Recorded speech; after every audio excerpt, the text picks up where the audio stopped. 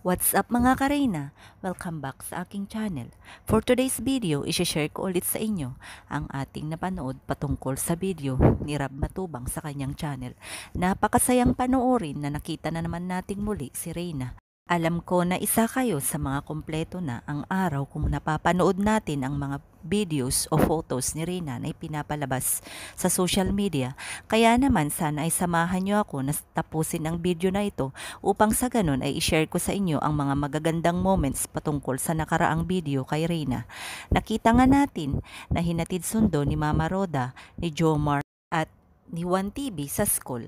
Makikita natin na medyo late nga si Reyna, pero ganun pa man ay nakita natin kung gaano nga kadisiplina si Reyna na nung mag-umpisa na ang kanilang national anthem ay huminto pa ito at tinapos muna bago siya pumasok sa eskwelahan.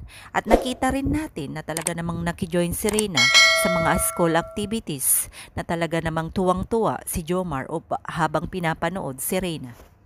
Tuwang-tuwa talaga si Jomar, si Mama Roda at si Juan TV dahil nga sa nakita ng mga improvements ni Reyna sumasabay sa mga practices na ginagawa nila para sa kanilang linggo ng wika. Kaya naman alam ko na isa kayo sa napakasaya na pinapanood ang mga updates patungkol kay Reyna at nakita rin natin kung paano nag-improve ang English speaking ni Reyna na kung saan ay sumasabay na talaga. At ayon pa kay Juan TV ay talagang na-miss niya ang pagsundo at pag-aalaga kay Reyna.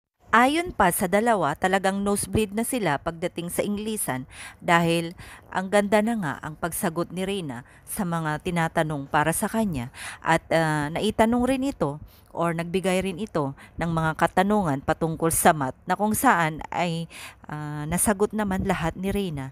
Kaya naman sana patuloy nating suportahan, ipanalangin si Reyna sa lahat ng aspeto ng kanyang buhay or sa lahat ng kwento ng kanyang buhay. Sana ay nandyan pa rin tayo, hindi tayo sumusuko upang sa ganun ay suportahan ang dalaga at sana tuloy-tuloy na ang lahat, lalong-lalo na sa pag-aaral ni Reyna na wala ng halong aberya upang sa ganun ay maipukos at mapukusan talaga ang paggaling ni Reyna.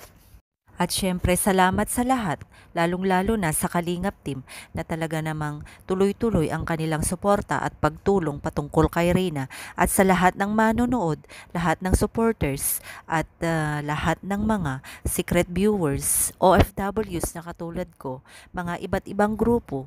Maraming salamat sa ating lahat. Sana hindi tayo magsasawa upang suportahan ang kwento ng buhay ni Reyna. Sana nandyan pa rin tayo at nakita naman natin na sa channel ni Rab Matubang ay hindi na bumaba ang ating mga views na ibig sabihin ay tuloy-tuloy ang ating pagmamahal sa ating dalaga.